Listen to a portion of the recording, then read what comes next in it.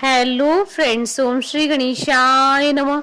ओम नमः शिवाय। आप सभी का स्वागत है आपके अपने यूट्यूब चैनल पर। फ्रेंड्स, आज हम आपको इस वीडियो में बताने जा रहे हैं श्रावण मास महात्म के 18वें अध्याय की कथा के बारे में, जिसको सुनने मात्र से ही प्राप्त होती हैं सभी प्रकार की सिद्धियां, धन, ऐश्वर्य और वैभव। फ्रेंड्स, वीडियो शुरू करने से पहले आपसे रिक्वेस्ट है, अगर आप हमारे चैनल पर नए हैं और आपने अभी तक चैनल को सब्सक्राइब नहीं किया है तो प्लीज सब्सक्राइब कीजिएगा चैनल को।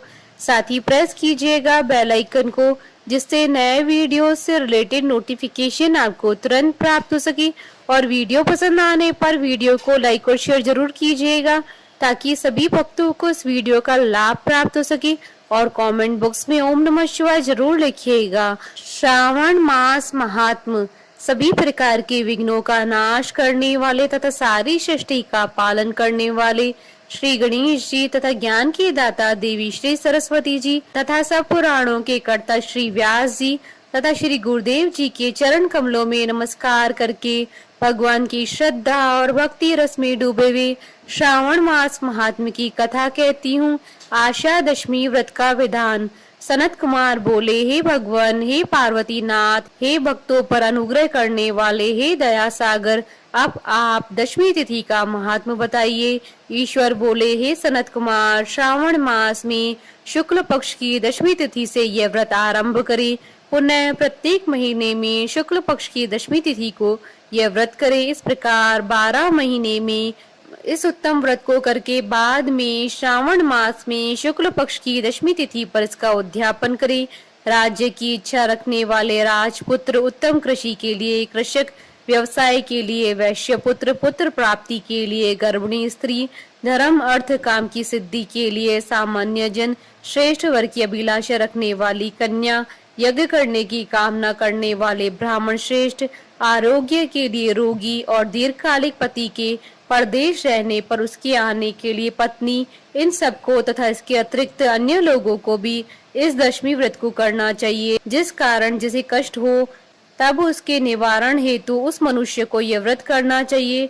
श्रावण मास में शुक्ल पक्ष की दशमी के दिन स्नान करके देवता का विधिवत पूजन करके घर के आंगन में दसों दिशाओं में पुष्प, पल्लव, चंदन से अथवा जौ के आटे से अधिदेवता की शस्त्र वाहन युक्त स्त्री रूपा शक्तियों का अंकन करके नक्त वेला में दसों दिशाओं में उनकी पूजा करनी चाहिए। घृत मिश्रित नैवेद्य अर्पण करके उन्हें पृथक पृथक दीपक प्रदान करने चाहिए। उस समय जो फल उपलब्ध हो वही चढ़ाने चाहिए। इसके बाद अपने कार्य की सिद्धि के लिए इस प्रकार प्रार्थना करनी चाहिए, हे दिग्देवता, मेरी आशाएं पूर्ण हो और मेरे मनोरथ सिद्ध हो, आप लोगों की कृपा से सदा कल्याण हो। इस प्रकार विधिवत पूजन करके ब्राह्मण को दक्षिणा देनी चाहिए। हे मुनि श्रेष्ठ, इसी क्रम से प्रत्येक महीने में दशमी तिथि का व्रत सदा करना चाहिए और 1 वर्ष तक करने के अनंतर उद्यापन करना चाहिए। अब पूजन की विधि कही जाती है। स्वर्ण अथवा चांदी अथवा आटे से ही दसों दिशाओं को बनाएं।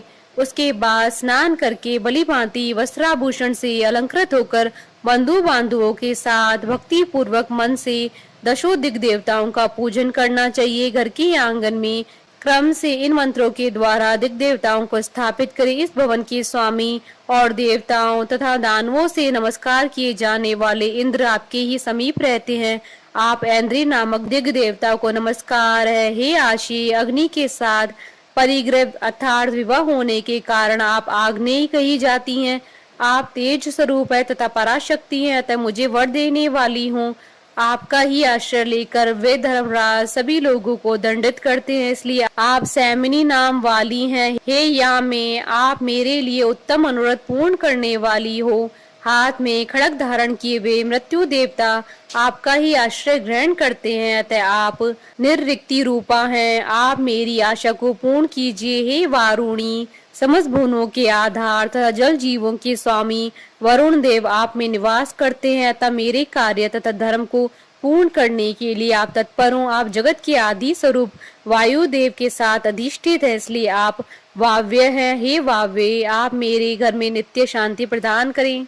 आप धन के स्वामी कुबेर के साथ अधिष्ठित हैं, अतः आप इस लोक में उत्तरा नाम से विख्यात है। हमें शीघ्र ही मनोरथ प्रदान करके आप निरुत्तर हो। हे ऐशानी, आप जगत के स्वामी शंभु के साथ सुशोभित होती हैं। हे शुभे, हे देवी, मेरी अभिलाषाओं को पूर्ण कीजिए। आपको नमस्कार है, नमस्कार है। आप समस्त लोकों के ऊपर अधिष्ठित हैं, सदा कल्याण करने वाली हैं और सनक आदि मुनियों से घिरी रहती हैं। आप सदा मेरी रक्षा करें, रक्षा करें।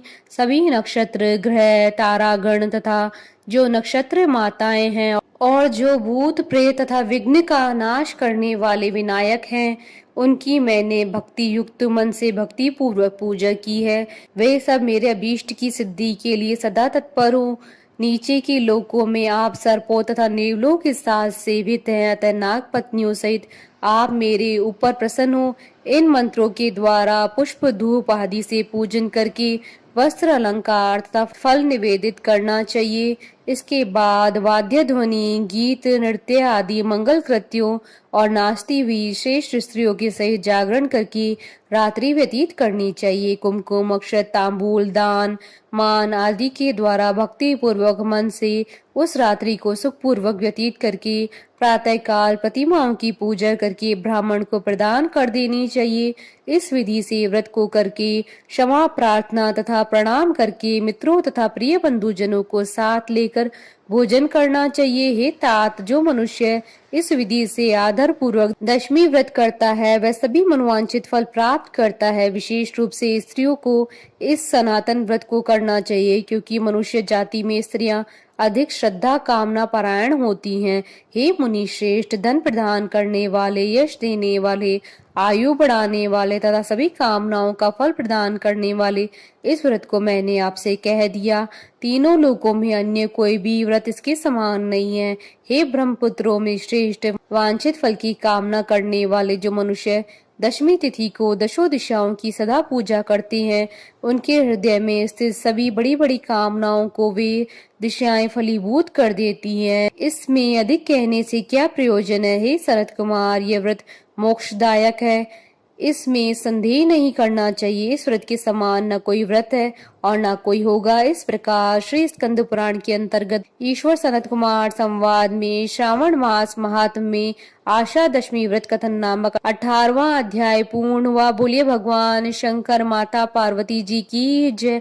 हमारे साथ इस वीडियो में अंत तक बने रहने के लिए आपका धन्यवाद। ओम श्री गणेशाय नमः। ओम नमः शिवाय।